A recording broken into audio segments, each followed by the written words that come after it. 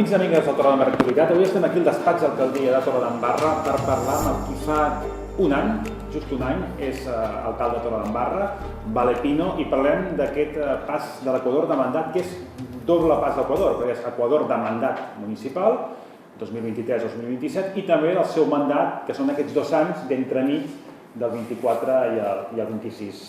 Hola, bona tarda. Bona tarda, Jordi, com estàs? Doncs bé, estem molt bé aquí a l'alcaldia, anem veient com van passant els alcaldes. Sí, bueno, el fi de la democràcia és aquesta, que vagin passant alcaldes, sí. Molt bé, no sé, li ha canviat molt la vida com a alcalde en aquest últim any? Sí, potser una de les coses que em va... Clar, jo ja portava 9 anys sent regidor i per tant ja sabia una miqueta per on anava, però sí que em va sorprendre molt la capacitat de decidir què feia cada dia, no? I això sí que em va sobtar, no? Perquè, per el que et dic, no? Però la capacitat a favor o en contra? Ni en favor ni en contra, el que passa és que el meu temps tampoc el dirigeixo jo, no? Hi ha unes persones que tenen accés a la meva agenda i que van ocupant els espais, no? I quan tinc alguna cosa a la vida privada el que he de fer és bloquejar la franja horària que vull i això sí que és la part més que més ha canviat, no? De no manar tu sobre el teu temps, sinó, bueno, el temps està a disposició del municipi, de les necessitats del municipi. Encantat, per això, vull dir, però és curiós com et canvia. Espero una mica el control de la teva vida, en certa manera. Una miqueta sí, que ja està bé, o sigui, la teva vida, clar que això no és una feina d'anar a fitxar, no? La teva vida acaba vinculant-se molt amb el municipi i la fas conviure tot, la vida privada, les amistats, tot acaba convivint com pot, però, bueno, encantat. I es farà cura aquest mandat, perquè són 2 anys com a alcalde? Bé, jo entenc el mandat com els 4. Vull dir, en cap moment vull separar les seccions que es van fer estant l'Eduard Rovira d'alcalde, em sento reconegut amb aquestes seccions, evidentment en els temps que jo estic presidint el consistori aquests anys, però també en l'últim any, quan sigui el Raül García, em sentiré totalment part d'aquelles decisions. Per tant, jo el mandat sí que el valoraré en el conjunt dels 4 anys.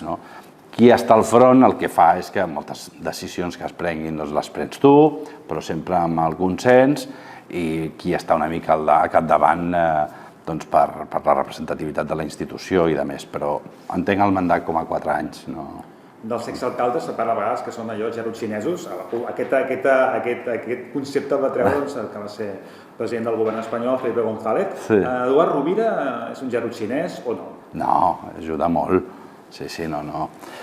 Ell, a més, s'ha quedat al govern i ell està ajudant amb tota l'experiència que ha tingut durant aquests 9 anys i per tant no ho és. I home, jo que en 2 anys tampoc sé si tindré categoria de gerro xinès, de la mateixa manera posaré els meus coneixements i la meva col·laboració en el moment en què el Raül García passés a l'alcalde. O sigui, és diferent possiblement quan marxen i potser es desconnecten, però el fet que l'Eduard Rovira continuï al govern fa que sigui un mes i que a més aporti aquesta experiència. I Raül García està ja escalfant la banda. Hem vist que ha assumit una mica més, entre cometes, de poder amb aquesta creació d'aquesta regidoria de coordinació.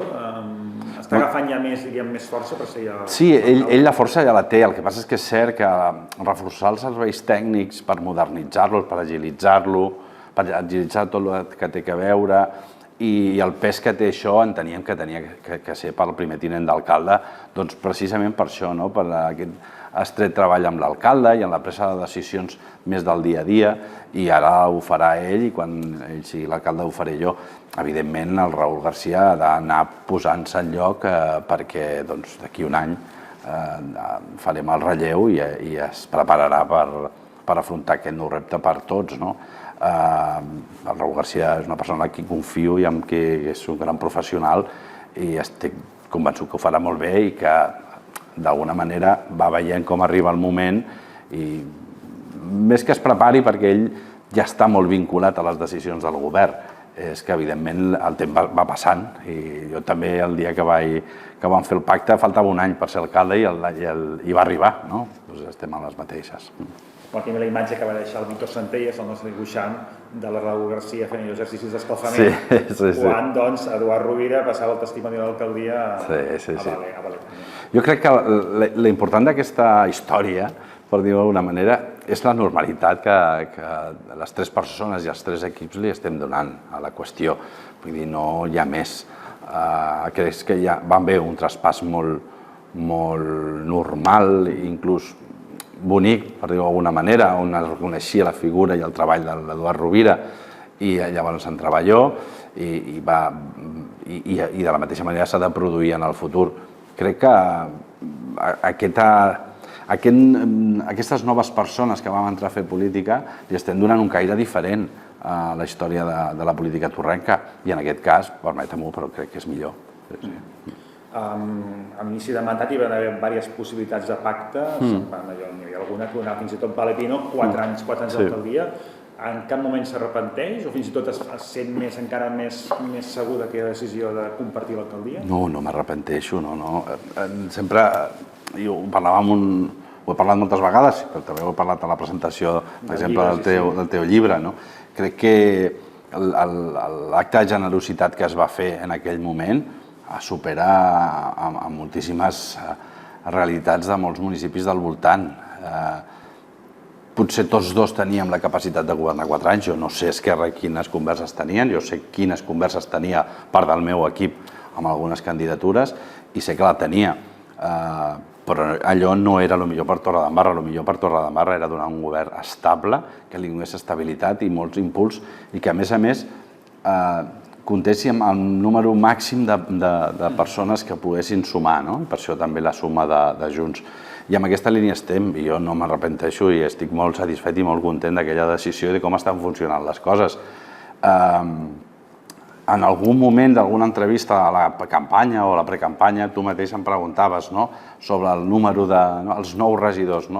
I jo recordo, no sé si va ser cara a cara, no sé, recordo el meu comentari de la limitació de 9 és la que la llei estableix, però això no vol dir que pogués ser més. Si hi ha voluntat de treballar per Torredembarra i d'una manera sana i professional, doncs endavant, i mira, estem aquí, amb 13 de 17 al govern, i bé. I a l'oposició queden 4 regidors, un de cada un dels 4 partits.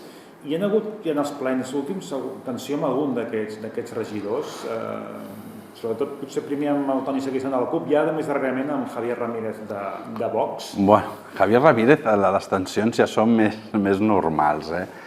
Vox té aquest discurs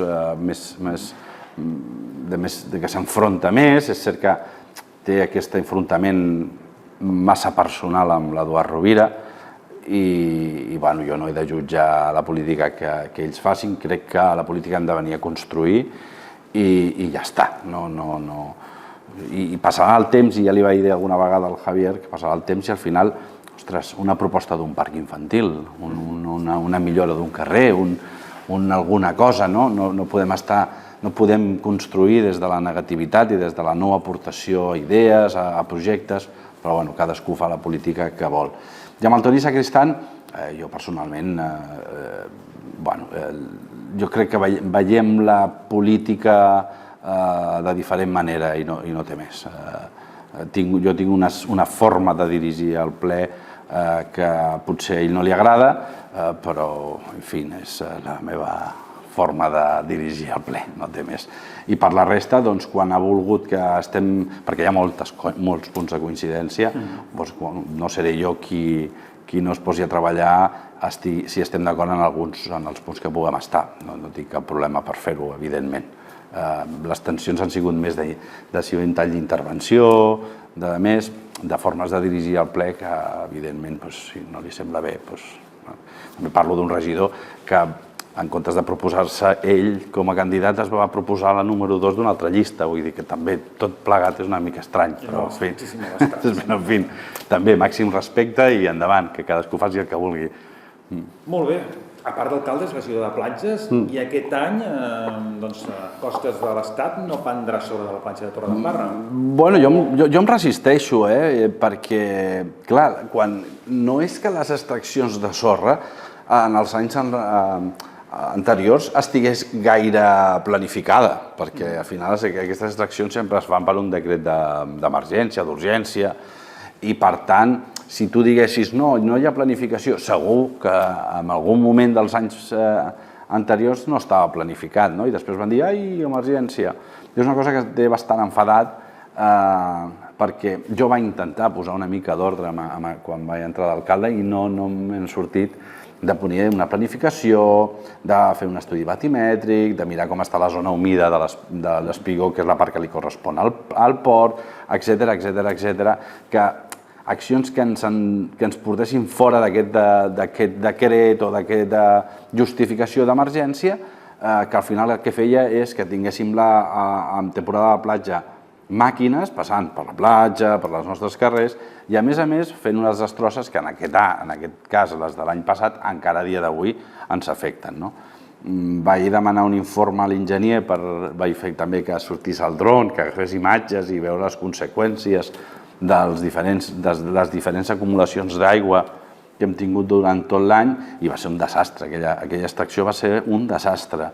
Sort que manen els seus a Madrid. És igual qui mani, també t'he de dir, no dubte en cap moment enfrontar-me a qui siguin dels meus o no, però no em sembla bé com s'està produint aquestes extraccions que, com insisteixo, si tenim una doble platja enganxada a l'Espigó, a la zona humida, que ja s'està fent una doble platja, vull dir, hem d'afrontar això i ho hem de fer mitjançant un dragatge i no a la part fàcil i la part econòmica, perquè al final tot es redueix a una part econòmica, no? Que buido la platja sense fer un estudi batimètric i sense veure com estic afectant a la idiosincràsia de la pròpia platja, no? Això no pot ser. Ho facin els meus o qui ho faci. I aquest any, de moment, han dit que no. Per mi era molt important l'1 de juny, que és quan vaig establir que a partir de l'1 de juny jo no volia que les màquines estiguessin a la platja i de moment s'està respectant, però con costas hemos topado, ja veurem, esperem que no. Costes que, per una banda, hi ha el tema que ara han prohibit d'aparcar, fa molt poques setmanes, prohibit d'aparcar a la zona propera als muntanyans, i també que hi ha una espasa de Damocles que està penjant, que és l'enderrocament de part del port nàutic. De l'hangar, sí. Almenys la imatge que tenim és que estem parlant d'això, d'una part del govern central sempre molt rígida i molt poc, i escolta molt poc. Sí, ho veig, els he vist més rígids ara, desconec les qüestions, però jo també, escolta'm, al final cadascú ha de fer i dir el que fa, no? Nosaltres teníem una part que és la part de l'aparcament del Pont de Clarà, per dir-ho d'alguna manera, que jo volia regularitzar, és a dir, hi havia una part, hi ha un arbre, d'aquest arbre cap a Creixell és una zona protegida del PEIN i per tant res a dir, aquí no hem de fer res, però després hi havia una part, tota la part que anava fins a l'entrada del pont, perquè m'entenguis, que aquesta podríem demanar-la com a aparcament temporal al pla d'usos i amb tot l'ànim de regular aquesta situació i també adequar el lloc perquè poguéssim tenir aparcament a la platja, doncs vaig demanar al pla d'usos l'autorització per fer-ho. Costes de la Generalitat ens va donar el permís, delimitant, evidentment, jo mateix nosaltres en fèiem càrrec de posar les tanques per delimitar la zona i per protegir-la, però que l'altra part la tinguéssim. Ens van donar el permís i va ser la nostra sorpresa que apareixen aquestes senyals, que veiem els rurals aixecant actes, quan dius, però si nosaltres hem demanat, és veritat que no ens havia donat temps a fer cap actuació perquè estàvem esperant les diferents qüestions burocràtiques, i de sobte al final vaig fer que es reunissin amb la regidora de Seguretat i la regidora de Sostenibilitat i van reconèixer que hi havia un error en la concessió, és a dir, amb el permís que ens havien donat, doncs perquè allò és considerat platja. Vale, res a dir, però, home, una mica de cintura per fer pedagogia. Entenem que si fa 40 anys, no des del 92, que tothom està aparcant allà, perquè pengis dos senyals allà, no ho arreglarem. Per tant, fem pedagogia, fem alguna cosa des de premsa, deixa'ns adequar el lloc, i ara estem en aquest impàs, de veres, perquè com és platja, de veres si ens donen el permís per poder posar alguna cosa que la gent, que trenqui una mica la inèrcia de que tothom vagi a aparcar allà. Independentment, després està el tema de l'hangar, del Club Marítim, que com sabeu el Club Marítim, el que és el local social, ha quedat dividit o estan fent el tràmit de dividir-ho en dos, restaurant però l'hangar sí està en seriós perill que, bueno, no sé en quin moment, perquè no és una cosa que controlem nosaltres, doncs tindrà que haurà d'anar a terra, sí. Molt bé, el tema de l'aparcament, ja obrint el focus a tot el municipi, Torredembarra té un cert problema actualment, sobretot aquestes èpoques d'estiu, d'aparcament. Bueno, Torredembarra aquesta època d'estiu té problema de tot, perquè clar, tripliquem, hi ha moments a l'estiu que ens queda triplicat. Setmana Santa i a l'estiu són moments complicats. Però pensem també que els pobles al voltant també, i per tant, on fan gairebé tots el servei. T'ha posat zona blava ja per primer cop. Sí, a més 800 i pico places. S'han posat per poc. Sí. Doncs clar, tot això fa que tinguem un trànsit rodat bastant important, no? A veure, amb això hem de conviure i hem d'organitzar-nos el millor possible, de poder gestionar tota aquesta gent que ens ve, que és un luxe que ens vingui, però que després, doncs, evidentment, els tenim que donar els serveis necessaris. L'aparcament és un d'ells, sí i no. També és cert que tenim molts pàrquings dissuasoris, que són gratuïts, que no a tot arreu els tenen, que ara estan pendents de fer alguna millora, que vam treure una licitació i alguns s'ampliaran. Estem aquí. Clar, jo crec que amb el temps sempre tindrem que anar fent, no? Hi ha projectes de reurbanització, per exemple, al costat de... Sí, aquí al costat... Quins tempos hi ha el tema de Maria Flaquer? Això és molt difícil, perquè això són uns projectes que envien uns constructors i els propietaris amb els constructors i després les diferents modificacions d'accessos, penseu que hi ha una cine, etcètera, i que va lligada amb la zona verda de davant, el que abans era la Renault, i per tant tot és massa complexa com per determinar un temps. El que hem de fer és començar-nos a preparar i amb la zona verda ja tenim una bona idea de poder fer conviure aparcament perquè té 2 nivells per tal de salvar alguns aparcaments, però sí.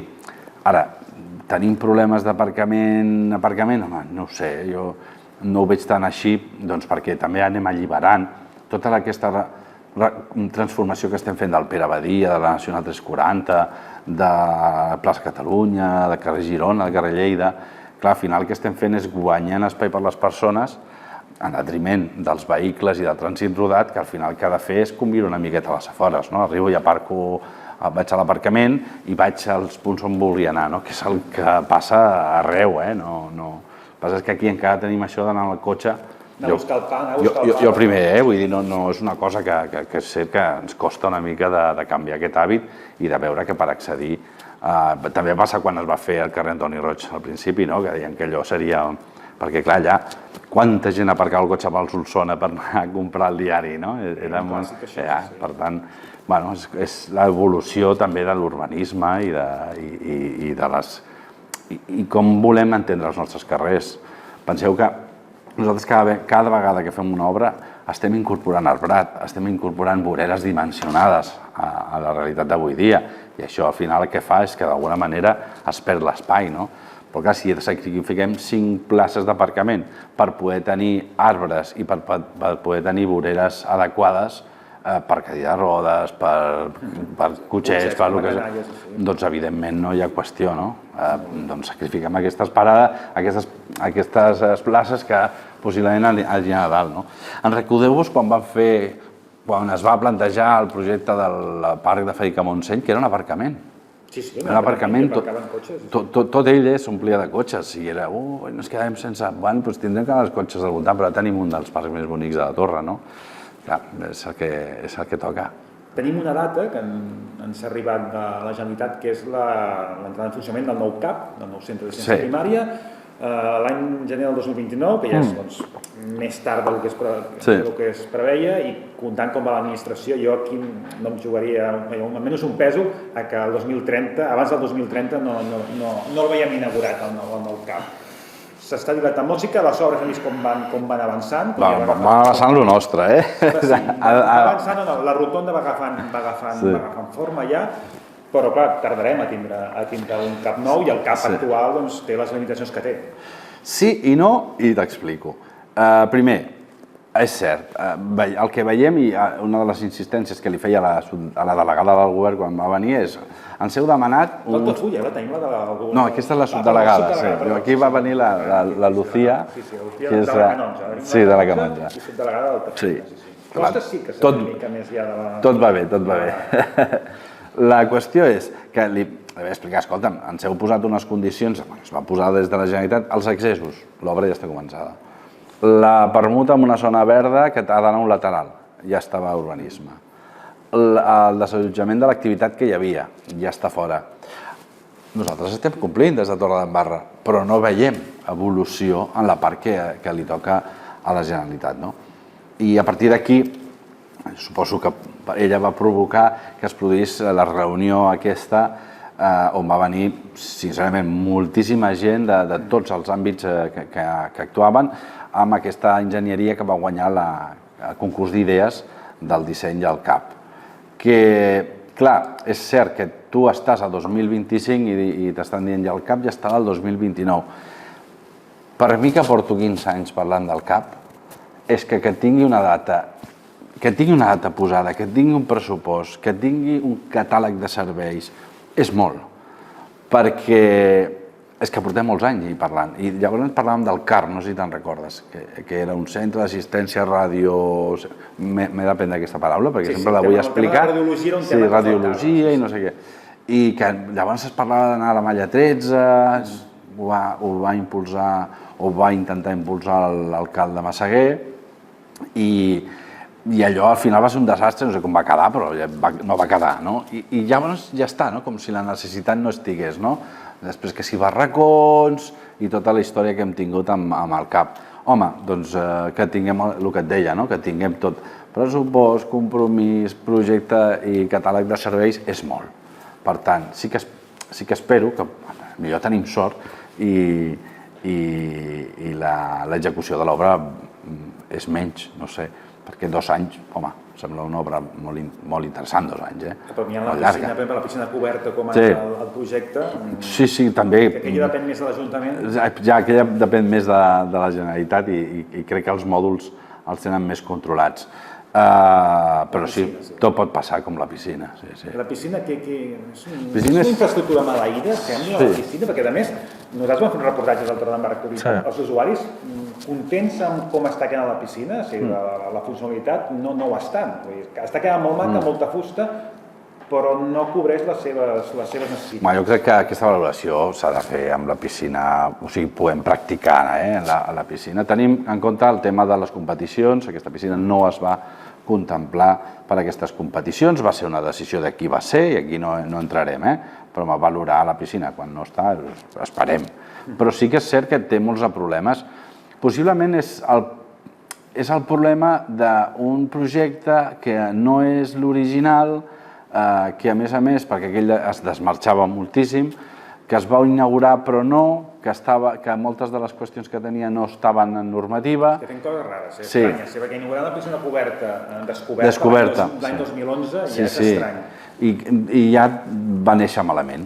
Va néixer malament com va néixer el teatre, o sigui, el teatre va néixer molt bé, però després va quedar abandonat i ara quan ens enfrontem a la realitat a veure què ens trobem, no? El que sí és que estem sumant esforços, paciència i capacitats per tenir-la. Sembla, l'altre dia amb la direcció d'obra, que ja veiem al final d'aquesta obra a la segona quinzena de juliol i esperem que estigui en marxa per valorar. Jo crec que està fent una valoració ara, no podríem perquè com usuaris, dic, esperem a veure com queden els vestuaris, per on entra, per on surt, la zona seca, la zona platja, els diferents, com s'ha canviat la fondària, com quedarà el tema de la fusta. Clar, evidentment, això va ser un projecte que va guanyar un premi d'arquitectura, no sé, clar, tampoc és que... No en tenen massa arquitectura? No sé, es va fer també, va coincidir amb el mandat passat i al final doncs el que és tirarem i ja està, no? I el teatre què? Perquè que parlàvem del teatre municipal, teatre... Bueno, com sabeu, volem licitar l'autorització de preus del projecte executiu, és a dir, un projecte executiu que ens digui on hem d'anar, no? crec que és interessant tenir un edifici on tenim 2/3 parts de l'edifici tancades i tapiades, on jo mateix no he pogut entrar mai, no l'he vist. Encara no? Jo no l'he vist mai. I l'alcalde ha pogut entrar? No, jo no l'he vist mai. Doncs no està rebut, i el que volem és tenir-ho per tocar la porta d'administracions. Ja hem fet uns contactes tant a la Generalitat com ja ha deixat caure alguna cosa a alguns companys de la Diputació, però és important saber econòmicament on hem d'anar a morir i quines possibilitats tenim. I un pic tenim això, hem de veure com li donem vida. Que evidentment el teatre li ha de donar capacitat a les nostres associacions i a les diferents entitats que poden necessitar un espai així, però també estarà bé poder-lo nodrir d'obres de teatre, de concerts, i tot això hem de mirar com arribarem a tenir aquesta cartellera amb certa qualitat. Però és una part segona que ja està treballant el Dani Pujol, i també hi ha gent que s'estima molt al poble que també s'ha ofert per fer un cop de mà quan arribi el moment, perquè estan molt interessats. I aquesta part la farem servir, evidentment. I l'antic escorxador com està? Sí, la licitació ja està pendent del document de la subvenció i tirem endavant per aguantar l'edifici. Després ja en veurem dins, però per fer la part del que sempre s'ha parlat en aquest temps, aguantar l'edifici, les parets, a veure com està el sostre. Hi ha un projecte bastant interessant que el deixa en un espai diàfan, però segur, i sobretot respectant l'escorxador. Són dos temes que depenen més del primer tinent d'alcalde, però per una banda hi ha el tema d'una cosa que es porta molt temps parlant, que és la remunicipalització del servei de neteja viari, i l'altre tema és la brossa, que també està penjada per aquest recurs a l'empresa que va quedar segona. Aquests dos temes, com estan? I ja veurem, no? Perquè ara... Tarragona està igual, i vas mirant llocs...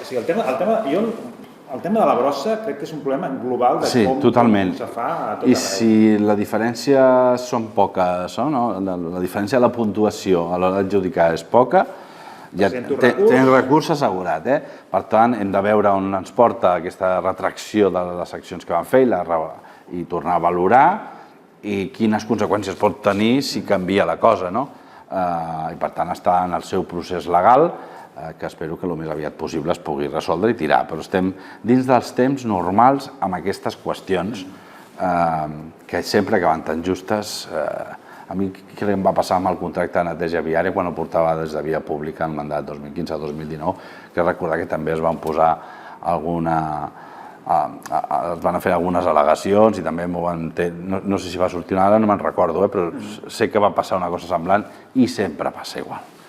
I per l'altre tema, com sabeu, Esquerra Republicana, quan governava sols, ells sols amb majoria absoluta, van decidir agrupar els dos contractes i fer la licitació de tots els ajuts. Quan nosaltres vam fer la coalició, els vam dir, escolta, crec que ara estem en un moment de poder analitzar, si més no, la municipalització, la gestió directa del contracte de la neteja, estudiem-ho abans de tirar-ho endavant. Aquí vam perdre una mica de temps, vam invertir temps en fer-ho així i ens van començar a arribar uns informes d'una empresa externa, una consultora, perquè ens digués. I arrel d'aquests informes també van demanar uns informes als tècnics de la casa per dir-nos quina és la realitat, quins serien els passos a seguir, com ho portem. El Raül ha organitzat unes comissions, unes reunions on també està l'oposició, i ara l'altre dia va venir una persona i ara volen convidar una altra persona dels sectors per tal d'anar veient amb els diferents problemes que et pots trobar o si aquesta infraestructura o estructura que necessites és viable o no, i estan fent una valoració molt ells. Jo aquí com a alcalde ja assisteix la portaveu del Partit Socialista i van fent, i estan mirant una mica. Jo crec que està bé que totes les forces del municipi participin d'aquestes reunions per arribar. Evidentment hi haurà extrems que no els posarem d'acord, però si més no en parlem i estem en aquestes reunions, es veuen aquestes diferents realitats, i aquí el Raül està fent un exercici d'obrir aquesta decisió, que és el que vam decidir al principi del mandat, i aquí en aquest punt està. No pot tardar gaire més, perquè també tenim un contracte d'emergència, em consta que les últimes reunions ja s'han accelerat una mica i a veure on ens porta com una decisió el més col·lectiva possible. Molt bé, se'ns anava acabant el temps. Ja ho sento, 3 temes. Un, urbanisme. Ens arriben al diari moltes queixes que tot va molt lent i que tot s'encalla, aquí el tercer pis d'aquesta casa s'encalla. Què passa amb urbanisme? Bueno, un dels motius que fa que creiem aquesta nova àrea de serveis tècnics és per alliberar una mica la càrrega de treball d'urbanisme i també unes noves incorporacions que s'han dut a terme d'equip a urbanisme també per intentar posar més recursos i poder accelerar tots aquests processos que a mi també m'arriben i que soc conscient, però els primers passos que tenim aquesta problemàtica, accelerem, posem el focus de la reorganització del Departament de Serveis Tècnics per alliberar. I aquí és on ens trobem ara mateix, alliberant processos de contractació per un altre arquitecte per tal de donar agilitat, tota l'agilitat que puguem i perquè, sincerament, és cert que tenim un cuello de botella, que es diu en castellà, un coll d'ampolla important i que, si més no, està aquesta acció de crear aquest departament per alliberar-lo i deixar que l'urbanisme vagi amb el seu flux normal i no tingui un entorpiment de càrrega de treball de diferents altres qüestions tècniques. Un tema també que en aquest curs se n'ha parlat molt, parlem de curs, parlem d'educació, és la quarta escola, i per l'altra també es parlava de reduir també una línia d'ESO també en un institut. Vull dir que veiem per una banda que es demana una quarta escola i per l'altra banda sembla que estigui baixant la demanda en una altra franja d'edat. I ens trobem amb això, Quarta escola. Nosaltres, com sabeu, afrontem el tema de la quarta escola, ens fa molta por, us en recordeu, Col·legi Mirades, ens fa molta por tornar-nos a trobar una cosa així i obrim aquest meló, i per obrir-lo què fem? Anar a veure la consellera. I tant la consellera com el seu equip ens diuen, està molt bé, però necessitem fer un estudi demogràfic de com ha de créixer aquest municipi i quan es calcula que Torredembarra pot tenir aquesta necessitat. Aquí van quedar així i el José García, Regió d'Educació, té la missió de perseguir aquest estudi demogràfic i després tenim unes altres qüestions. Per exemple, l'ampliació del menjador del Col·legi d'Antina em sembla que és molt rellevant i així li vaig transmetre també a la consellera, que és una part que jo sé que han abordat, volien fer alguns canvis de taules i que no m'acaba d'agradar i també li vaig mostrar la responsable dels serveis territorials, que la idea no era aquesta, la idea és ampliar i no tocar el model formatiu d'aquella escola. Estem en aquesta altra batalla. I per l'altre costat tenim aquesta reducció d'una línia segons les preinscripcions que teníem enregistrades. Ara, en el moment en què estem en una discussió, s'ha de produir una reunió la setmana que ve i en aquesta reunió on tindrem els números hem de fer la insistència. Què passa? Que nosaltres entenem que podem demanar una reducció de la ràtio de 20, no té cap sentit amb aquestes línies, però home, tampoc sobrecarreguem les ràtios més d'un 10% per intentar treure una línia i amb aquests equilibris és en els que estarem. Anem a veure perquè sí que hi ha una baixada d'alumnes i anem a mirar aquestes ràtios com queden. I també estem mirant per fer una línia a la llar d'infants perquè totes aquestes alteracions de les edats fan que els recursos hagin d'anar a un lloc o a un altre. Uns són municipals, uns altres no, però el José està fent una gran tasca de seguiment i de les diferents accions que hem de dur a terme en les diferents etapes educatives que ens afecten aquí. Molt bé, per acabar, estem a l'acord de mandat, això vol dir que el mandat fa baixada i que a la baixada, firmant de tot, hi haurà les eleccions. No sé si Valepino ja ha pres la decisió de tornar-se a presentar i també quins són els tempos que seguirà el partit a l'hora de triar, però... L'altre dia m'ho van preguntar, això, però si encara no ho he parlat amb la meva dona, això. No, jo crec que és massa aviat, no? Primer hem de veure què tal, no? Com va portar un any ara, hem de veure què pensa el partit, ara en sèrio, és una decisió que he de prendre amb la meva parella, amb la meva família, veig que encara és molt aviat. Els tempos s'obren més o menys en el Partit Socialista un any abans de les eleccions. Llavors, justament, segurament, abans de fer el canvi, nosaltres, o si jo ja m'he volgut presentar, doncs aquesta decisió, si més no, ja tindrà que estar presa, perquè també t'he de dir, jo soc de fer els deures aviat, sempre he sigut, les dues vegades que he sigut candidat, he sigut a la primera remesa de candidats, perquè afortunadament ho he tingut fàcil dins de casa i per tant he anat amb la... Nosaltres fan com 3 convocatòries de candidatures que després van ratificades a la Federació i després al Consell Nacional de Barcelona i jo les 2 vegades he estat a la primera remesa, doncs per això. Em costa de veure un candidat alternatiu, excepte que en Valentín digui no em presento. No estem en el moment ara de fer aquesta valoració. Quan Raül García prengui possessió com a alcalde, en aquell moment ja se sabrà? Perquè ell sí que és el candidat. Jo crec que el procés nostre, parlo de memòria perquè les dues, jo crec que el procés nostre s'obre a l'abril d'un any abans, és a dir, a l'abril de 2026, d'acord? És el nostre procés. Evidentment, si s'obre aquell dia, aquell mes hauré de saber, si més no, si em presento. De totes maneres, mai he mantingut molta intriga amb aquestes coses. Si em presento, ho diré amb normalitat en el moment que toqui dir-ho i perquè tinc un input bo, vull dir, tampoc no cal forçar les coses si al final sents que no hi ha, que el partit tampoc vol o que la gent no respon, doncs tampoc passa res, però no estem en aquest moment, de moment. Doncs molt bé, ens ha fet curta perquè hi havia altres temes a tractar, però tampoc no volem allò allargar molt l'entrevista. Sí, no, si em faré molt avorrit i no em sentirà ningú. Doncs moltes gràcies. A vosaltres.